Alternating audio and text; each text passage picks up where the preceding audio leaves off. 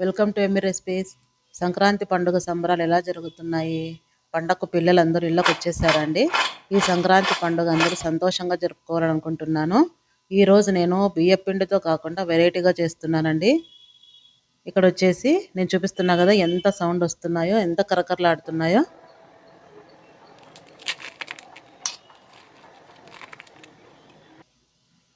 ఇవి చాలా ఈజీగా చేసుకోవచ్చు, చాలా తొందరగా అయిపోతుంది అనమాట. ఇక్కడ వచ్చేసి నేను 1/2 కేజీ మైదా పిండి తీసుకున్నాను. ఇలాగా ఒక కాటన్ క్లాత్లో కట్టేసి ఇలా గట్టిగా ముడేసుకోవాలన్నమాట.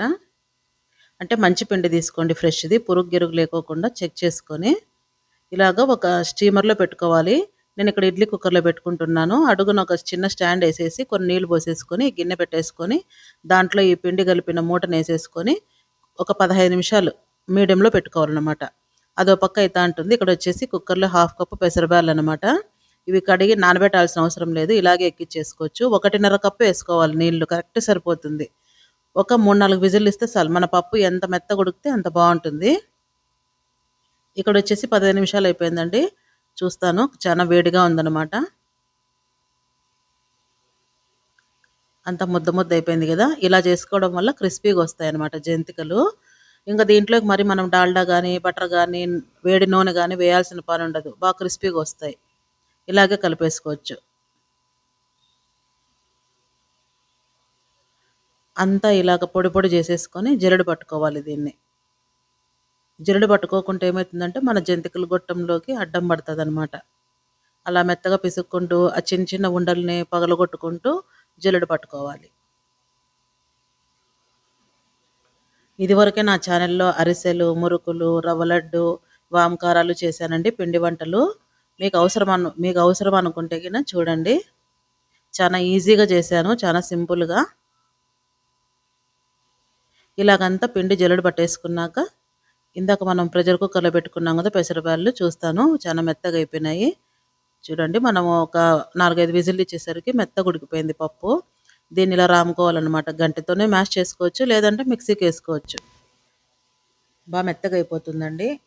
ఇలాగ పేస్ట్ చేసుకున్న పెసరబ్యాళ్ళ పేస్ట్ని బాగా చల్లారినాక ఇందాక మనం మైదా పిండి జల్లెడ పట్టుకున్నాం కదా దాంట్లోకి వేసేసుకోవాలి.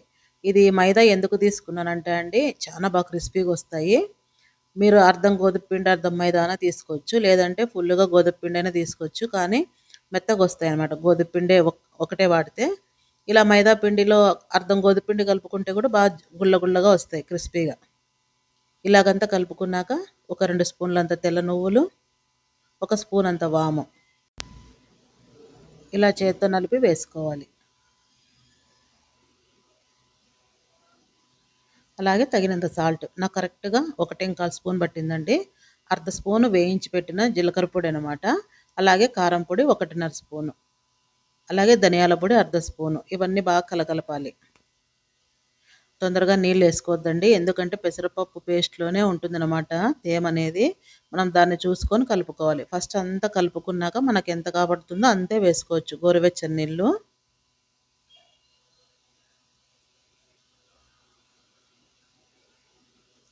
పెసరపప్పు పేస్ట్ని ఎప్పుడే కానీ చల్లగా అయినాక కలుపుకోండి, మరి వేడివేడిది కలిపినారంటే బాగుండదు.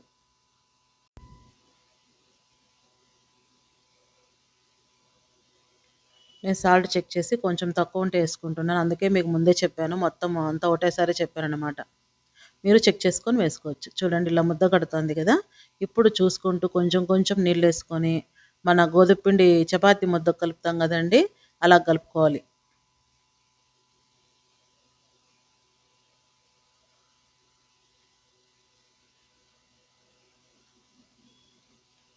బాగా సాఫ్ట్గా వస్తుందండి. జంతికలు కూడా చాలా బాగుంటాయి, కరకరలాడుతూ బాగా నొరగ నొరగ ఉంటాయి అన్నమాట. ఇలాగ ఇంత మాత్రం మెత్తగా ఉండాలి, మరీ జోరుగా చేసుకోకూడదు, మరీ గట్టిగానూ ఉండకూడదు. ఒకవేళ పిండి లూజ్ అనిపించింది అనుకోండి, కొంచెము మైదా పిండి కొంచెం కొంచెం వేసుకుంటూ కలుపుకోండి. అందుకోసమే ముందే చెప్తున్నా, చూసుకుంటూ కలపండి, మరి పొట్టిపిండి కలపాల్సిన పరిస్థితి తెచ్చుకోకూడదు అనేసి. ఇప్పుడు వచ్చేసి స్టార్ ఉండేది తీసుకుంటున్నాను బిళ్ళ. నాది పాతదని చెప్పాను కదండి, పాతకాలంది జంతికలది గొట్టము. దాంట్లో ఫస్ట్ ఆయిల్ అప్లై చేసుకొని ఇలా కొంచెం కొంచెం పిండి పెట్టుకొని ఒత్తుకోవాలి. ఇది మైదా కలిపినందుకు మనకు ఎట్లా తిప్పితే అట్లా తిరుగుతాయండి. ఇక్కడ వచ్చేసి పిండి ఆరిపోకూడదనేసి ఒక క్లాత్ కప్పుతున్నాను. ఇక్కడ ఒక ప్లాస్టిక్ కవర్ లాంటిది తీసుకొని దాని మీద ఒత్తుకోవచ్చు. కొంచెం ఆయిల్ అప్లై చేసుకొని. లేదంటే డైరెక్ట్ కడాయిలోనే ఒత్తుకోవచ్చనమాట. నేను ఇంతకుముందు మురుకులు చేసినప్పుడు డైరెక్ట్ కడాయిలోనే ఒత్తానండి. అది అలా కూడా చేసుకోవచ్చు. ఇక్కడ చిన్నగా ముద్దు ముద్దుగా ఒత్తుకోవచ్చనమాట. నేను చూపిస్తున్నా కదా! లేదంటే డైరెక్ట్ కడాయిలోనే ఒత్తేదాన్ని. ఇది ఓసారి చేసి చూపిద్దామనేసి ఇలా పేపర్ మీద ఒత్తుతున్నాను. మొత్తం అన్నీ ఇలాగే ఒత్తుకొని ఆయిల్ మరీ హీట్ కాకూడదు. మరీ చల్లగా ఉండకూడదు. మీడియంగా చూసుకుంటూ మనము కాల్చుకోవాలి. మరి పొగలొచ్చేదాకా కాంచుకోకూడదు. ఏస్తేనే ఏమైతాయంటే నల్లగా అయిపోతాయన్నమాట. లోపల ఉడక్కోకుండా పైన మాత్రం కాలినట్లు కనపడతాయి. ఇలా నెమ్మదిగా ఒక్కోటి తీసుకొని ఆయిల్‌లో వేసుకోవాలి. చూడండి ఎంత ఈజీగా ఎక్కుతున్నాయి కదా! చెలాకు మీదకి. ఇంక అంతేనండి. మొత్తం ఇటు అటు ఏసిన వెంటనే తిప్పకూడదనమాట. విరిగిపోతాయి.